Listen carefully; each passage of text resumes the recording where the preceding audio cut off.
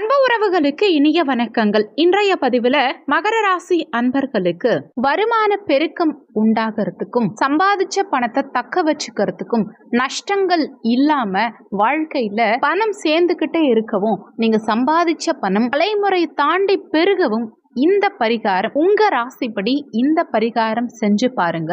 நிறைய பேர் ஏற்கனவே இந்த பரிகாரம் செய்து சூப்பரான ரிசல்ட் பார்த்திருக்காங்க.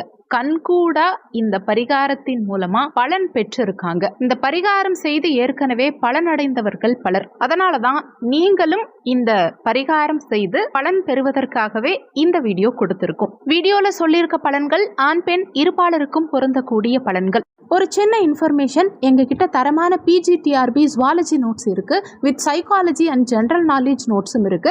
தேவைப்படுறவங்க ஜாதகம் பார்க்க கீழே கொடுக்கப்பட்டிருக்க கான்டாக்ட் நம்பருக்கு தொடர்பு கொள்ளவும். முக்கியமான விஷயம், MSc BEd ஜுவாலஜி டீச்சர்ஸ் மட்டும் கால் பண்ணுங்க, மற்ற டிபார்ட்மெண்ட் நோட்ஸ் எங்ககிட்ட இல்ல. மகர ராசியை பொறுத்த வரைக்கும் உத்திராடம் 2, 3, 4 பாதங்கள், திருவோணம் 1, 2, 3, 4 பாதங்கள், அவிட்டம் 1, 2 பாதத்தை உள்ளடக்கியது மகர ராசி. மகர ராசிக்கு அதிபதி சனி பகவான். மகர ராசி கால புருஷ தத்துவத்திற்கு 10வது ராசி. ஒருத்தவங்களுடைய வேலை, உத்தியோகம், ஜீவனம், கர்மம் அனைத்துமே இந்த 10ஆம் பாவகம் தான் சொல்லும். இந்த மகர ராசி அன்பர்கள் உழைக்க பிறந்தவங்க. உழைப்ப வெறும் உழைப்பு மட்டும் இல்ல, அந்த முதலாளி ஒரு நிறுவனத்துல வேலை செஞ்சா அந்த நிறுவனத்தை எந்த அளவுக்கு உச்சத்துக்கு எடுத்துட்டு வரணுமோ அந்த அளவுக்கு தன்னுடைய உழைப்ப அன்பளிப்பா கொடுப்பாங்க. எல்லாரும் எதையோ அன்பளிப்பா கொடுப்பாங்க. ஆனா இந்த மகர ராசி அன்பர்கள் தன்னுடைய உழைப்ப ஒருத்தவங்களுக்கு அன்பளிப்பா கொடுப்பாங்க. அதே மாதிரி மகர ராசியில பிறந்த பெண்களா இருந்தாலுமே குடும்பத்துல காலையில இருந்து இரவு வரைக்கும் ஓயாம வேலைகளை இழுத்து போட்டு செய்வாங்க. சோம்பேறித்தனமா உட்காரவே மாட்டாங்க. பொதுவா இது சனி பகவானுக்கு ஆதிக்கம் பெற்ற ராசி, அதனால சோம்பல் தனம் குடியிருக்கும்னு பொதுவா சொன்னாலும் கூட உழைக்க பிறந்த ராசி, உழைப்பால் உன்னதமடையக்கூடிய ராசி இந்த மகர ராசி. அப்ப இந்த இடத்துல என்ன பிரச்சனை வருதுன்னா, உழைக்க பிறந்தும் சரி, உன்னதம் எப்போ அடையிறது? உழைச்சிக்கிட்டே இருக்கும், கடைசி வரைக்கும் உழைச்சிக்கிட்டே இருக்கும்.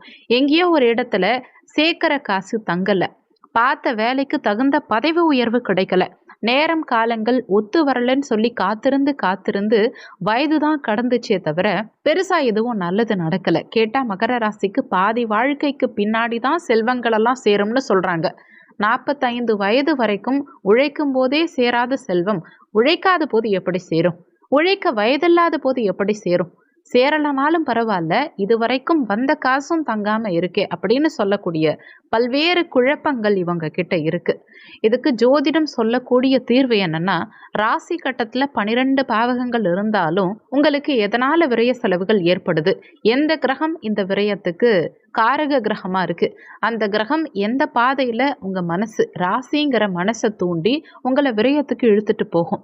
லக்னத்தின் அடிப்படையில விரையாதிபதி எங்க இருக்காருன்னு பார்த்தா, எந்த நிலையில இப்ப நீங்க மாட்டிக்கிட்டு இருக்கீங்க, 12ஆம் அதிபதி தசா எப்ப நடக்குதுங்கிறத வச்சு லாசு நஷ்டங்களை சொல்லிட முடியும். அதே நேரத்துல விரையாதிபதி கொண்டுட்டு போற ரூபம் மகர ராசிக்கு 12ஆம் இடத்து அதிபதினு சொல்லக்கூடிய குரு பகவான், பிரகஸ்பதி, வியாழ பகவான், தேவகுருன்னு சொல்லக்கூடிய குரு பகவான் தான் இவங்களுக்கு விரையாதிபதியா வரார்.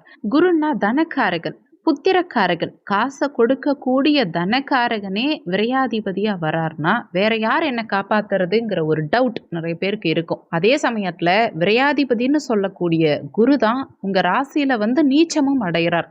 அப்ப தனக்காரகனான குருவே உங்க ராசியில நீச்சமாகும் போது இளமை பருவத்துல நிறைய விரய செலவுகளும் பொருள் செலவுகளும் முன்னேற்றம் இல்லாத சூழ்நிலைகளும் உங்ககிட்ட வருது. அடுத்து மகர ராசி அன்பர்களுக்கு விரையாதிபதியா இருக்கும் அதே குரு தான் 3ஆம் அதிபதியும் கூட, அதாவது முயற்சி ஸ்தானாதிபதியும் உங்களுக்கு குரு பகவானே தான். பெரும்பான்மையா மகர ராசி அன்பர்கள் ஒரு பர்த் சர்டிபிகேட் வாங்கணும்னாலும் சரி, அரசாங்க ரீதியா ஏதாவது காரியம் சாதிக்கணும்னாலும் சரி, உடனே அந்த காரியம் நடக்காது. அலைந்து திரிந்து காத்திருந்து 10 மணிக்கு போனா 1 மணிக்கு வருவாங்க, வெயிட் பண்ணுங்கன்னு சொல்லுவாங்க.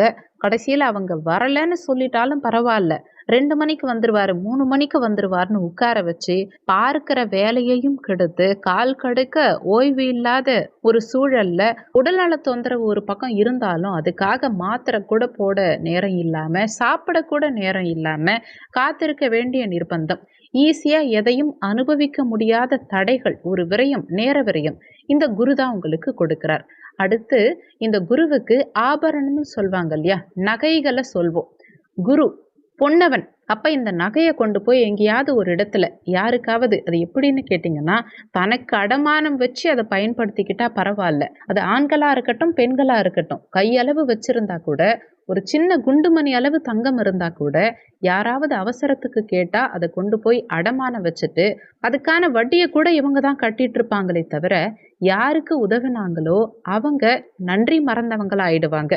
அது மகர ராசிக்கு இருக்கும். நகையால சில இழப்புகள் இவங்களுக்கு ஏற்படும். அடுத்து இந்த ராசியில பிறந்த பெண்கள், கணவன் நல்ல உழைப்பாளியா இருப்பாங்க. அவங்க மேலேயும் தப்பு இருக்காது. நல்ல உழைப்பாளியா தான் இருப்பாங்க.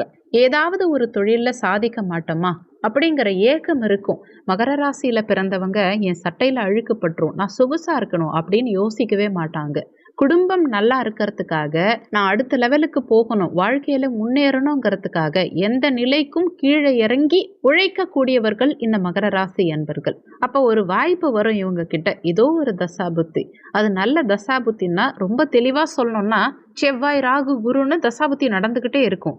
இதுல ஏதாவது ஒரு தசாபுத்தி கொஞ்சம் வீக்கா இருந்தாலும், சொந்த தொழில் செய்யறங்கிற பேர்ல மனைவியுடைய ஆபரணம், மனைவியுடைய சப்போர்ட்ல இருக்கக்கூடிய சேவிங்ஸ் பணம், சின்ன காசை கூட ஒரு முதலீடுகளா வாங்கி போட்டுட்டு அதை தொழிலுக்குள்ள போட்டுட்டு லாபமும் பார்க்க முடியாம, அந்த தொழிலையும் நடத்த முடியாம, வாங்கினவங்க கிட்ட நல்ல பெயரும் வாங்க முடியாம தத்தளிக்கக்கூடிய சூழ்நிலைகளை இந்த குரு பகவான் உற்பத்தி பண்ணிடுவார். ஏன்னா முயற்சியை செய்ய வச்சு அந்த முயற்சியில ஃபெயிலியர் கொடுக்கறது அந்த குரு பகவான். அடுத்து குருன்னா ஒரு மரியாதை, மதிப்பு மிகு, மாண்பு மிகுன்னு போடுறாங்கன்னாலே குரு அந்த இடத்துல இருக்காருன்னு அர்த்தம்.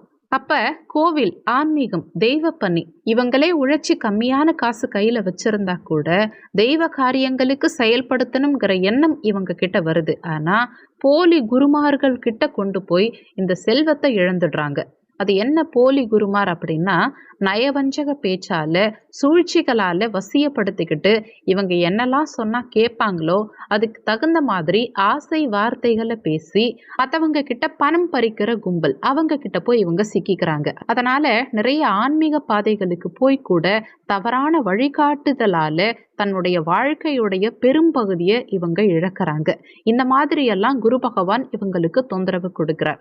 இந்த மாதிரி நிறைய சொல்லிக்கிட்டே இருக்கலாம். இதை தாண்டியும் நிறைய தொந்தரவுகளை குரு பகவான் இவங்களுக்கு கொடுப்பார். இந்த மகர ராசி அன்பர்களுக்கு விரய செலவுகளை கொடுக்கிற கிரகமான விரையாதிபதியுடைய ஆதிக்க கிரகம் தெய்வம் என்னன்னு பார்த்தா தட்சணாமூர்த்தி. நவகிரகங்கள்ல இருக்கக்கூடிய குரு பகவான், எல்லா சிவாலயங்கள்லையும் இருக்கக்கூடிய சித்தர்களுடைய ஜீவ சமாதி.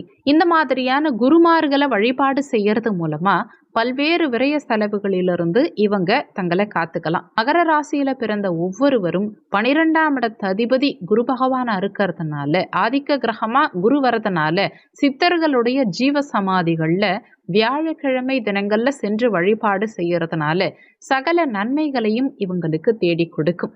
அடுத்து தனக்கு சொல்லி கொடுத்த குருவுக்கு உதவணும். இயற்கையிலேயே இவங்களுக்கு அந்த குணம் இருந்தா கூட, மறந்திருந்தாலும் கூட, அல்லது வாய்ப்பு கிடைக்காம இருந்தால் கூட தேடு பிடிச்சு உங்க குருவுக்கு வஸ்திர தானம் செய்யணும். மகர ராசி சனி பகவானுடைய ஆசி பெற்ற ராசிங்கிறதுனால தொண்டுகள் மூலமா ஒருத்தவங்களுக்கு உதவுவதன் மூலமா புண்ணியத்தை தேடிக்கிட்டு பெரிய விரய செலவுகளிலிருந்து இவங்க காக்கலாம். என்ன தொண்டு பண்ணலான்னு பார்த்தா, மாற்றுத்திறனாளிகள், முதியோர் இல்லத்துல வசிக்கக்கூடியவர்கள், பார்வையற்றவர்கள், வாய் பேச முடியாதவர்கள், இந்த மாதிரி மாற்றுத்திறனாளிகள், இவங்களுக்கு செய்யக்கூடிய உதவி, இவங்களுக்கு செய்யக்கூடிய தான தர்மம் பெரிய புண்ணியமா மாறி பெரிய பொருட்செலவுகளிலிருந்து, பெரிய விரய செலவுகளிலிருந்து இவங்களை காக்கும். அடுத்து சொர்ணாபிஷேகம்னு சொல்வாங்க. அந்த குரு பகவான அனுதினமும் நினைத்து நினைத்து உருகி உருகி குரு பகவானுடைய மந்திரங்களை, உங்களுக்கு எந்த தெய்வம் இஷ்ட தெய்வமா பிடிக்குதோ அந்த தெய்வத்தினுடைய சித்தர்களுடைய நாமங்களை, மந்திரங்களை இவங்க சொல்லிக்கிட்டே வர வர நல்ல வெற்றிகள் இவங்க வாழ்க்கையில தேடி வரும். குருன்னு வந்துட்டாலே இனிப்பு, குருன்னு வந்துட்டாலே மரியாதை. முதல்ல வீட்டுக்கு வந்தவங்களுக்கு மரியாதை செலுத்தணும். இது தமிழர்களுடைய பண்பும் கூட. ஒருத்தவங்க வீட்டுக்கு வந்தா டீ காஃபி ஏதாவது குடிக்கிறீங்களான்னு கேட்போம். அது கூடவே ஒரு ஸ்வீட், ஏதாவது ஒரு பலகாரங்கள் வீட்டுக்கு வந்தவங்களுக்கு இதை கண்டிப்பா மகர ராசி அன்பர்கள் கொடுத்தே ஆகணும். அடுத்து முக்கியமா இவங்க பயன்படுத்த வேண்டிய விஷயம், எந்த வீட்டுக்கு போனாலும் சரி, நண்பர்களுடைய வீட்டுக்கு போனாலும் சரி, உறவுக்காரங்களுடைய வீட்டுக்கு போனாலும் சரி, மகர ராசி அன்பர்கள் இனிப்பு வகைகளை வாங்கிட்டு போய் கொடுக்கறது ரொம்ப சிறப்பு. அதே மாதிரி மகர ராசியில பிறந்த ஒவ்வொருவரும் கரும்பு சாறு இருக்கு இல்லையா, அந்த கரும்பு சாறால சிவபெருமானுக்கும் நந்தி தேவருக்கும் அபிஷேகம் செய்யறது மாபெரும் வெற்றியை தேடி கொடுக்கும். பொருட்செலவிலிருந்தும் விரயங்களிலிருந்தும் இவங்களை காக்கும். அடுத்து ஒவ்வொரு மகர ராசி அன்பர்களும் 12க்குரிய கிரகம் குரு பகவானா வரதுனால வீட்டில் முல்லை கொடி வைத்து பராமரிக்கிறது. அந்த முல்லை கொடி எப்படி படர்ந்து பூத்து அழக சேர்க்குதோ அதே மாதிரி அந்த முல்லை கொடி படர்ந்து வளர வளர வளர உங்களுக்கு வீண் விரயங்கள் தவிர்க்கப்பட்டு பொருளாதாரமும் வளர்ந்துகிட்டே இருக்கும். இது மகர ராசி அன்பர்களுக்கு அற்புதமான பரிகாரம். அந்த வீட்டில் வளரக்கூடிய முல்லை பூவினால உங்க வீட்டில் இருக்கக்கூடிய குலதெய்வத்துக்கு அர்ச்சனை பண்ணி தீபமேத்தி வழிபாடு செய்யறது மூலமா பெரிய பொருட்செலவிலிருந்து தவிர்ப்பீங்க. மகரம்ங்கிறது சனி பகவான ஆதிக்கமா கொண்ட ராசிங்கிறதுனால ஆஞ்சநேயர் வழிபாடு செய்ய செய்ய பெரிய பொருட்செலவிலிருந்து வெளிவர முடியும். இது பாகம் 1. வரும் வருமானத்தை தக்க வச்சுக்கிறதுக்கும் அதே சமயத்துல விரயங்களை தவிர்க்கிறதுக்கும் இந்த வீடியோல வழிமுறைகள் பார்த்துருக்கோம். முதல்ல அதுக்கு பணம் வரணும் இல்லையா, பணம் வந்தாதானே விரயமாகறதுக்கு, பணம் வரத்துக்கு வழிமுறைகள் வேணும் இல்லையா.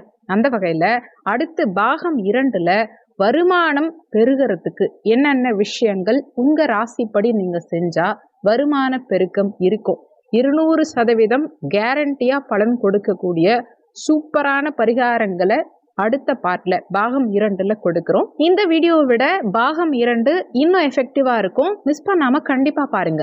சொல்லியிருக்கக்கூடிய பலன்கள் கோச்சார பலன்கள். இது வெறும் 20% தான் ஒர்க் பண்ணும். மீதி 80% உங்க சுய ஜாதகத்துல ஜனன கால ஜாதகத்துல உங்களுக்கு என்ன தசாபுத்தி நடக்குது, தசாநாதனும் புத்திநாதனும் எங்க சஞ்சாரம் செய்யறாங்க, என்ன மாதிரியான சாரம் வாங்கியிருக்காங்க, இந்த மாதிரி நிறைய விஷயங்களை பொறுத்து 80% உங்க வாழ்க்கையில எல்லாமே நடக்கும். அதனால வீடியோல சொல்லி இருக்கிறது அப்படியே என் வாழ்க்கையில நடக்கும்னு நினைச்சு எதுவும் பயப்பட வேண்டாம். ஜாதகம் பார்க்கறதா இருந்தா வீடியோல ஜாதகம் பார்க்கன்னு கொடுத்திருக்க நம்பருக்கு வாட்ஸ்அப் பண்ணுங்க. இந்த வீடியோல உங்களுக்கு ஏதாவது சந்தேகம் இருந்தா கீழே இருக்க கமெண்ட் செக்ஷன்ல சொல்லுங்க. நன்றி. மற்றும் ஒரு நல்ல பதிவோடு மீண்டும் உங்களை சந்திக்கிறோம்.